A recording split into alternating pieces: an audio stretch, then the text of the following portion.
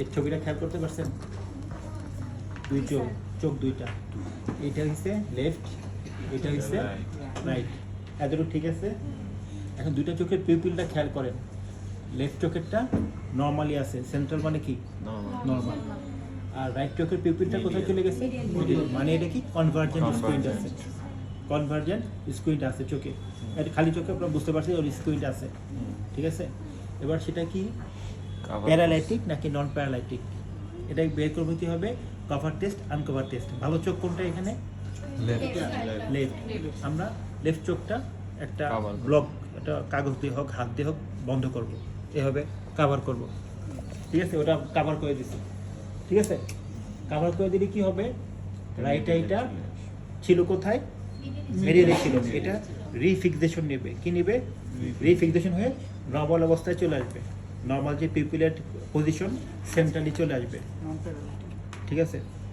কি বোঝা গেছে? এটা প্রথম ছিল left I normal, right I convergent screen ছিল।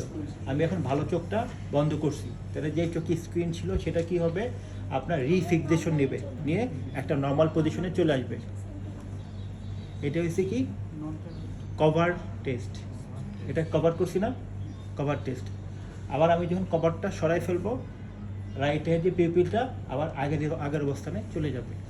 এটা হচ্ছে আনকভার টেস্ট, ঠিক আছে না? আমার কভার সরাই ফেললেই আনকভার, আর কভার দিলেই ব্যাপারটা এটাই, বই একটু কঠিন করে লেখা আছে, মোদ্দা কথা এটাই। স্যার আলোটা কি ইসে ফেলবো মাঝখানে না? দাঁড়াও, কই আলো, কই আলো দাও। ওই যে স্যার টর্চ আলোটা এই যে মানে চোখ মানে এইদিকে মাঝে ফেলবো, চোখ আর নাকের মাঝে ফেলবো, ঠিক আছে? এভাবে টর্চ ফেলবো আমরা, ঠিক আছে? দুজন দাদার উপরে ফেলেন তাহলে এই ধরো এভাবে ফেললাম, হ্যাঁ এভাবে ফেললাম, একদম পুরো চোখে ফেলা যাবে না। শিবজনের কি অবস্থা? মাঝামাঝি আছে দুইটা, মাঝামাঝি আছে, মনে হচ্ছে ঠিক আছে? তাহলে আমরা এখানে ফেলবো। তাহলে সূর্যের উপর ধরো আমাদের এই চোখে ছিল কনভার্জেন্ট স্ক্রিন ছিল, যে আমি যখন এই চোখটা ব্লক করব, এখান থেকে এটা চলে যাবে, একদম মাঝখানে নর্মাল পজিশন চলে আসবে। এটা হচ্ছে কভার টেস্ট।